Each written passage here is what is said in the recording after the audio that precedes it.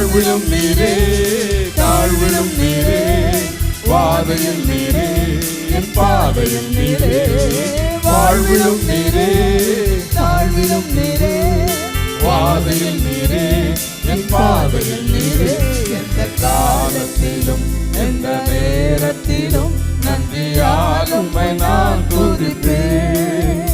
இயேசுவே உம்மை நான் துதிப்பேன், துதிப்பேன். எந்த வேளையிலும் துதிப்பேன். இயேசுவே உம்மை நான் துதிப்பேன், துதிப்பேன். எந்த வேளையிலும் துதிப்பேன்.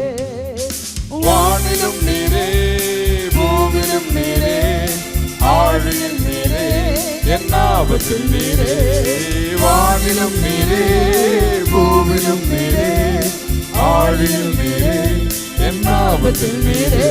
எந்த காலத்திலும் எந்த நேரத்திலும் நன்றியால் உம்மை நான் துதிப்பேன். இயேசுவே உம்மை நான் துதிப்பேன், துதிப்பேன். எந்த வேளையிலும் துதிப்பேன். இயேசுவே உம்மை நான் துதிப்பேன், துதிப்பேன். எந்த வேளையிலும் துதிப்பேன்.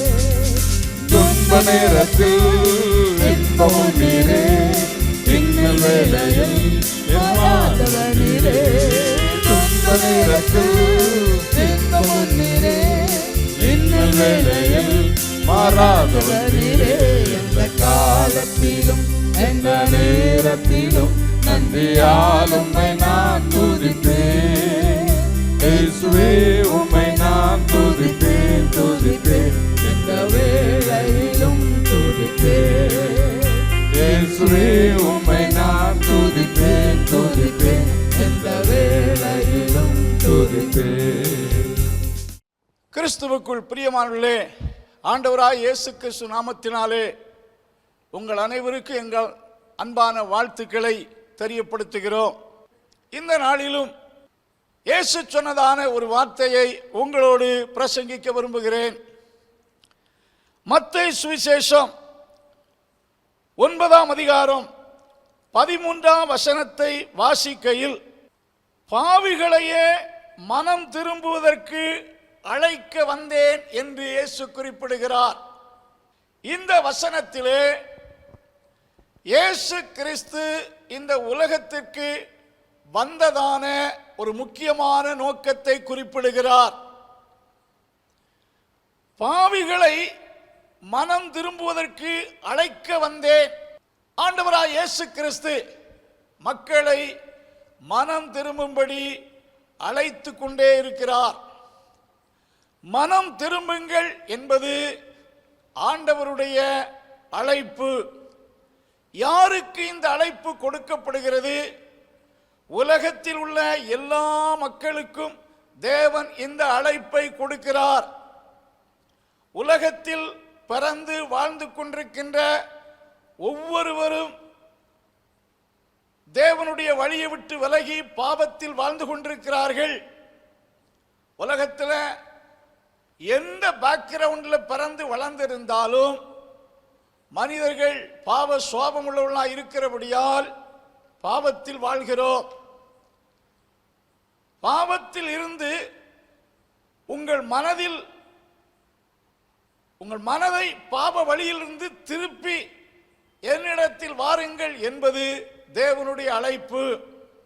இந்த அழைப்பு 2000 ஆண்டுகளாக எல்லா மக்களுக்கும் கொடுக்கப்படுகிறது. சிலர் இந்த தேவனுடைய அழைப்பை ஏற்றுக்கொண்டு மனம் திரும்புகிறபடியால் தேவனிடத்திலிருந்து பாவ மன்னிப்பை பெறுகிறார்கள், பரிசுத்த ஆவியை பெறுகிறார்கள், சந்தோஷத்தை பெறுகிறார்கள், தேவனுடைய ராஜ்யத்துக்குள் பிரவேசிக்கும் கிருபைகளை பெறுகிறார்கள், தேவனுடைய ஆசீர்வாதத்தை பெறுகிறார்கள். இந்த அழைப்பை அசட்டை பண்ணி வாழ்ந்து கொண்டிருக்கிறவர்கள் தேவன் கொடுக்கிற ஆசீர்வாதத்தை அடைய முடியாது. அழைப்பை ஏற்றுக்கொள்வதையும் அசட்டை பண்ணுவதையும் குறித்து லூக்கா சுவிசேஷம் 4ஆம் அதிகாரத்தில் ஆண்டவர் ஒரு ஓமையின் மூலமாக ஒரு உண்மையை விளக்குகிறார். லூக்கா சுவிசேஷம் 14ஆம் அதிகாரத்திலே வாசிக்கையில் ஒரு பெரிய மனிதன் ஒரு பெரிய விருந்தை ஆயத்தப்படுத்தி அந்த விருந்துக்கு ஜனங்கள் வந்து பங்கெடுக்க வேண்டும் என்று சொல்லி அழைப்பை கொடுக்கிறார்.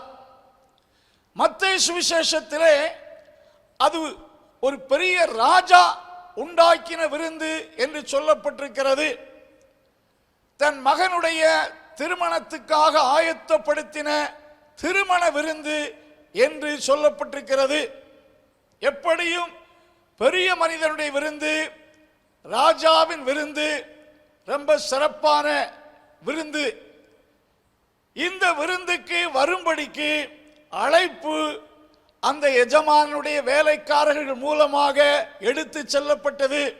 இந்த அழைப்பை பெற்ற சிலர் என்ன செய்தார்கள் என்றால், வந்து ராஜாவின் விருந்தில் பங்கெடுப்பதற்கு பதிலாக அதிலே பங்கெடுக்க மனமில்லாதபடினாலே சில சாக்கு போக்குகளை சொன்னார்கள் என்று வேதத்தில் வாசிக்கிறோம். ஒரு மனிதன் சொன்ன சாக்கு போக்கு என்னவென்றால், நான் ஒரு வயலை வாங்கியிருக்கிறேன், ஆகையால் அந்த வயலை போய் பார்க்க வேண்டும், ஆகையால் என்னால் இப்பொழுது அந்த விருந்திலே பங்கெடுக்க முடியாது என்று குறிப்பிடுகிறார். விருந்துக்கு அழைத்தவர் ராஜா, a great man.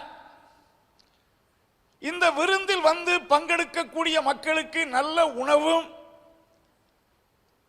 திருமணத்தின் பரிசாக ஒரு கல்யாண விருந்து, ஒரு கல்யாண வஸ்திரமும் ஃப்ரீயாக கொடுக்கப்படும். ஆனால் இந்த முதல் மனிதன் சொல்லக்கூடிய சாக்கு போக்கு, வயலை கொண்டேன், அதை போய் பார்க்க வேண்டும். அன்பார்ந்தவர்களே, ஒரு வயலை வாங்குவதற்கு முன்பாகத்தான் அந்த ப்ராப்பர்ட்டி குறித்து ஏதாவது வில்லங்கம் இருக்கிறதா என்று எல்லா டாக்குமெண்ட்ஸையும் விசாரித்து வாங்குவார்கள். நம் பெயரில் ரெக்கார்டான பின்பு, ரிஜிஸ்டர் ஆன பின்பு அது நம்முடையது. அன்றைக்கு தான் போய் பார்க்க வேண்டும் என்ற அவசியமில்லை, மறுநாள் கூட அதை பார்த்து கொள்ளலாம். ஆனால் அந்த மனுஷன், நான் அந்த வயலை போய் பார்க்க வேண்டும் என்று சொல்லி அங்கே ஒரு சாதாரண காரணத்துக்காக அவன் அழைப்பை அல்லத்தட்டுகிறான்.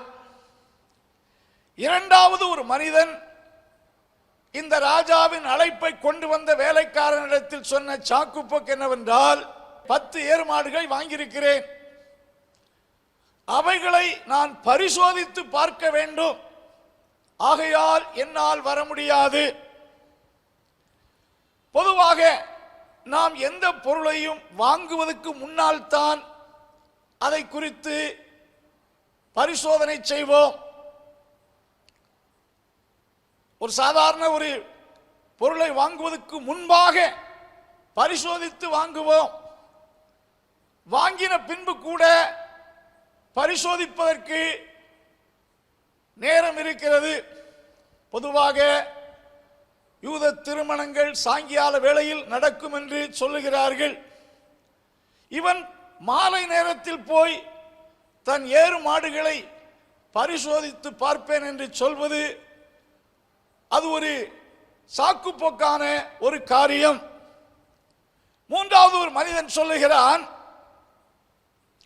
நான் திருமணம் பண்ணினேன், ஆகையால் என்னால் இப்பொழுது வர முடியாது என்று குறிப்பிடுகிறான்.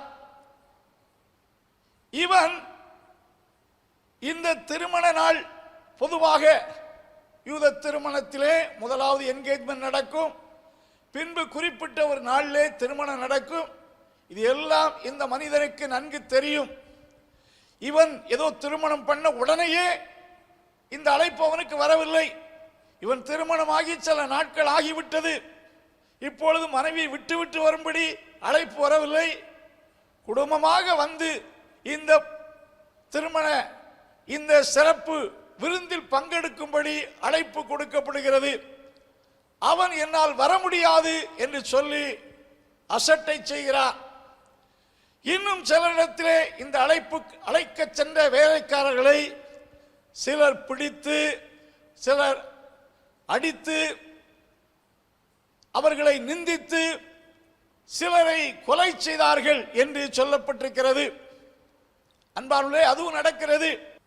ராஜாவின் கல்யாண வீட்டுக்கு வந்து பங்கெடுங்கள் என்று ராஜாவால் அனுப்பப்பட்ட வேலைக்காரரை பிடித்து, அடித்து, உதைத்து, நிந்தித்து, அவர்களில் சிலரை கொலை செய்தார்கள் என்றும் சொல்லப்பட்டிருக்கிறது. இன்றைக்கும் கிறிஸ்துவிடத்தில் மனம் திரும்புங்கள், கிறிஸ்து மனம் திரும்ப உங்களை அழைக்கிறார் என்று சொல்லும் போது அசட்டை பண்ணுகிற ஒரு கூட்டம் உண்டு. அவ்விதமாய் சொல்லுகிறவர்களுக்கு இடையூறு செய்யக்கூடிய ஒரு கூட்டங்களையும் நாம் பார்க்கிறோம். சுவிசேஷத்தை சொல்லுகிறவர்களை பலர் நிந்திக்கிறார்கள், அடிக்கிறார்கள். இதெல்லாம் உலகத்தில் நடக்கக்கூடிய சம்பவம். இதை அந்த ராஜா கேள்விப்பட்ட போது அவ்விதமாக தன் ஊழியக்காரரை அடித்தவர்கள் மேல் கோபம் கொண்டு அவர்களை தண்டித்தார் என்று சொல்லப்பட்டிருக்கிறது. அவர்கள் மேல் கோபம் கொண்டார்.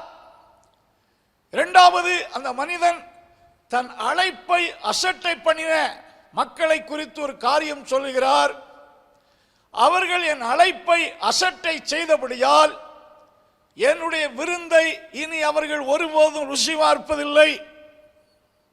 அப்பொழுது வேலைக்காரர்களை பார்த்து சொல்லுகிறார், நீங்கள் ஊரெங்கும் போய் வரக்கூடிய எல்லாரையும் அழைத்து வாருங்கள் என்று சொல்லுகிறார்.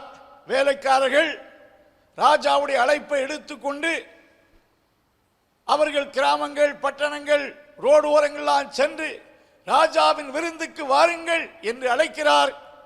அவ்விதமாய் அழைப்பை ஏற்றுக்கொண்டவர்கள் ராஜாவின் விருந்தை புசித்தார்கள். ராஜா பரிசாய் கொடுத்த கல்யாண வஸ்திரமாய் இரட்சிப்பை பெற்றார்கள், பாவ மன்னிப்பை பெற்றார்கள். இன்றைக்கு இந்த எஜமானனின் அழைப்பை அசட்டை செய்ததை போல அல்லது அழைப்பை கொண்டு வந்த ஊழியக்காரரை பிடித்து அடித்தது போல தேவன் மக்களை மனம் திரும்பும்படி அழைக்கிற அழைப்பை நிறைய பேர் அசட்டை செய்கிறார்கள், நிறைய பேர் செவி கொடுக்காமல் இருக்கிறார்கள். இந்த ராஜாவின் விருந்து என்பது தேவன் கொடுக்கிற சந்தோஷத்தை காட்டுகிறது, பாப மன்னிப்பாய் இரட்சிப்பை காட்டுகிறது, தேவனோடு பரலோகத்தில் வாழும் வாழ்க்கையை காட்டுகிறது. இயேசு சொன்னார், இதோ வாசல் படியில் நின்று கதவை தட்டுகிறேன், ஒருவன் என் சத்தத்தை கேட்டு கதவை திறந்தால் நான் அவனுக்குள் பிரவேசிப்பேன், அவன் என்னோடு போஜனம் பண்ணுவான், பரலோக ராஜ்யத்தில் என்னோடு போஜனம் பண்ணுவான் என்ற ஒரு ஆசீர்வாதத்தை அந்த ரட்சிப்பின் மூலமாய் மக்கள் பெறுகிறார்கள். அசட்டை பண்ணினவர்கள் என்னுடைய ராஜ்யத்தை சுதந்திரிப்பதில்லை, என் அழைப்பை ஏற்றுக்கொள்ளாதவர்கள் என் மீட்பை பெற்றுக்கொள்ள முடியாது என்று குறிப்பிடுகிறார்.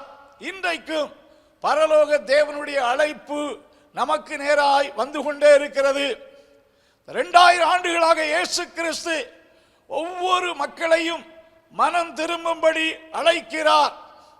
அழைப்பு உங்களுக்கு வரும்போது ஏற்றுக்கொள்ளுங்கள், அழைக்கிறவர்களுக்கு இடையூறு கொடுக்காதிருங்கள், அழைப்பை அசட்டை செய்யாதிருங்கள். அழைப்பது போதகர் அல்ல, அழைப்பது ஒரு மனிதன் அல்ல, தேவன் தாமே தம்முடைய ஊழியர்கள் மூலமாக மனம் திரும்பும்படி உங்களை அழைக்கிறார். நீங்கள் மனம் திரும்பினால் உங்களுக்கு அநேக ஆசீர்வாதங்கள் காத்திருக்கிறது.